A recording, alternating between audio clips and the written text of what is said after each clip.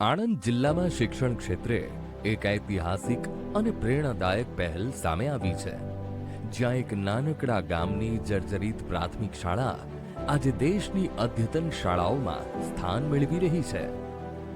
આણંદ જિલ્લાના નકશા પર આવેલું નાનકડું ગામ છે પીપળી. અહીં વર્ષો સુધી એક જૂની અને જર્જરિત પ્રાથમિક શાળા કાર્યરત હતી. આ જ શાળામાં ભૂતકાળમાં ગામની દીકરી શારદાબેને અક્ષર જ્ઞાન મેળવ્યું હતું.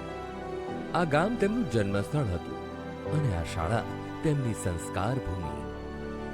શારદાબેન અને તારાબેન બંને સગી બહેનો. શિક્ષણ પ્રત્યે પહેલેથી જ લગાવ અને વર્ષો બાદ માતાઓની સ્મૃતિમાં અને શિક્ષણના ઋણને અદા કરવા શારદાબેનના પુત્ર પ્રતાપભાઈ પટેલ અને તારાબેનના પુત્ર પ્રવીણભાઈ પટેલે દાનવીર ભામાશા બંધુઓ તરીકે આ શાળાનું ભવ્ય નવનિર્માણ કર્યું. 3.25 કરોડ રૂપિયાના ખર્ચે તૈયાર થયેલી શારદાબેન એન્ડ તારાબેન પ્રાથમિક શાળા આજે ભારતની પ્રથમ અદ્યતન પ્રાથમિક શાળાઓમાં સ્થાન પામે છે, જે 5 પેઢી સુધી અડીખમ ઊભી રહે તેવી રીતે રચાઈ છે. સ્માર્ટ ક્લાસરૂમ, દરેક વર્ગખંડ અને કેમ્પસમાં સીસીટીવી, રેડિયો રિસીવર્સ સહિતની તમામ આધુનિક સુવિધાઓ સાથે આ શાળા હવે ગામ સાથે કોઈ વ્યાવસાયિક કે વ્યવહારિક લેવાદેવા ન હોવા છતાં માત્ર સ્મૃતિ અને સંસ્કારના સન્માનમાં આ ભવ્ય શાળા પીપળી ગામને અર્પણ કરવામાં આવી. દાનવીર ભામાશા, પ્રતાપભાઈ પટેલ અને પ્રવીણભાઈ પટેલના આ ઉદાર કાર્ય બદલ સમગ્ર પીપળી ગામ કૃતજ્ઞતાપૂર્વક આભાર વ્યક્ત કરે છે, કારણ કે એકલવ્યને ગુરુ નહીં સમર્પણ મળ્યું અને સમર્પણથી જ સંસ્કાર અને શિક્ષણ જીવંત રહે છે. શિક્ષણ માટેનો આ સંકલ્પ માત્ર આણંદ નહીં, આખા દેશ માટે એક પ્રેરણાદાયક ઉદાહરણ બની રહ્યું છે. તારીખ 11 ફેબ્રુઆરીના દિવસે જેમના માસીબા અને જેમના માતૃશ્રી આ ગામમાં પ્રાથમિક શાળામાં શિક્ષણ લીધું હતું, પરંતુ હાલ પ્રવીણભાઈ પોતે એ વિદેશમાં રહે છે. પરંતુ એમના માતાની અને એમના માસીની લાગણી અને ગામ પ્રત્યેનો પ્રેમ એમને આ નવી શાળા તરફ દોરી લાવ્યો છે. આજે ખરેખર ગૌરવ લઈ શકાય, નાના એવા ગામમાં લગભગ 3.25 કરોડના ખર્ચે આવી આ સુંદર પ્રાથમિક શાળા બનાવીને તેમણે ગામને સમર્પિત કરી છે.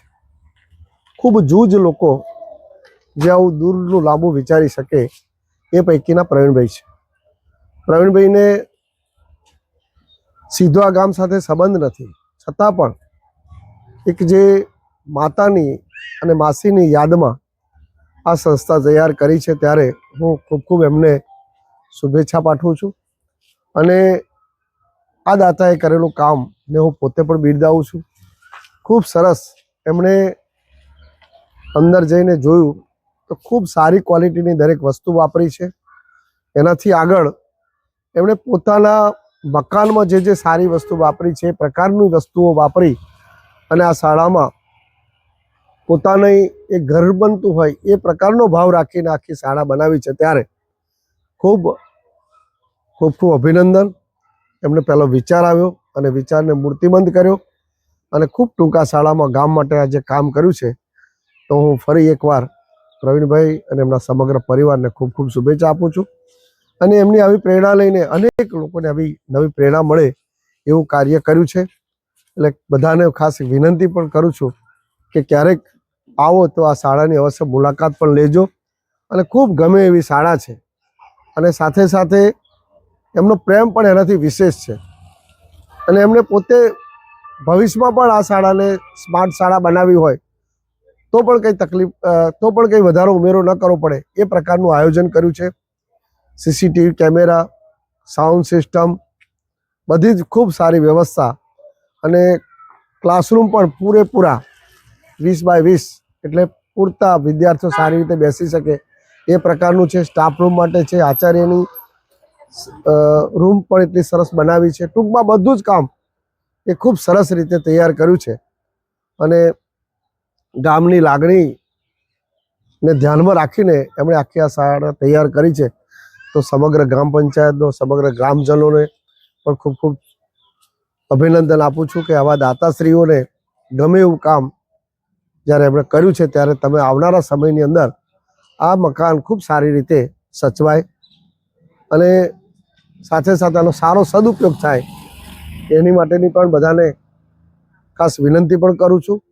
અને આ જે પ્રવીણભાઈએ કરેલું કામ એ હંમેશા ચિરંજીવી રહેશે અને એમને પણ ખૂબ ખૂબ ફરી એકવાર હું અભિનંદન દિલથી એટલા માટે આપું છું કે ઘણા કોઈ બીજું વિચારે પરંતુ એનાથી આગળ વિચારીને પ્રવીણભાઈએ ગામના બાળકો ભણે, ભવિષ્યમાં શિક્ષણનો વ્યાપ વધે અને દરેક સમાજના બાળકો, કે પ્રાથમિક શાળા છે એટલે દરેક બાળકો સરકારના મુક્ત શિક્ષણ અનુસંધાનમાં ભણવાના છે ત્યારે દરેક વિદ્યાર્થીને પણ શહેરની શાળા હોય એવો અહેસાસ થાય એવું આ પ્રકારનું મકાન છે. એટલે ખૂબ ખૂબ અભિનંદન. અને ગામ પણ ભાગ્યશાળી છે કે આવા દાતાએ અહીંયા ગામને આ સરસ શાળા આપી છે. અને બાકીની પણ મેં એમને વાત કરી છે અને એમણે પોતે પણ વિચાર્યું છે કે હજુ પણ કંઈક ખૂટતી સુવિધા હશે તો પોતે પણ કરવા તૈયાર છે. અને મેં પણ મારો સહયોગ કહ્યું છે કે તમને કંઈક જરૂર પડે તો હું પણ સહયોગી બનીશ, પરંતુ 11 તારીખે મારાથી ઉપસ્થિત રહી શકાય એમ નથી એટલે હું ફરી એકવાર બધાની માફી સાથે આ મારો સંદેશો આપું છું. આભાર. વંદન.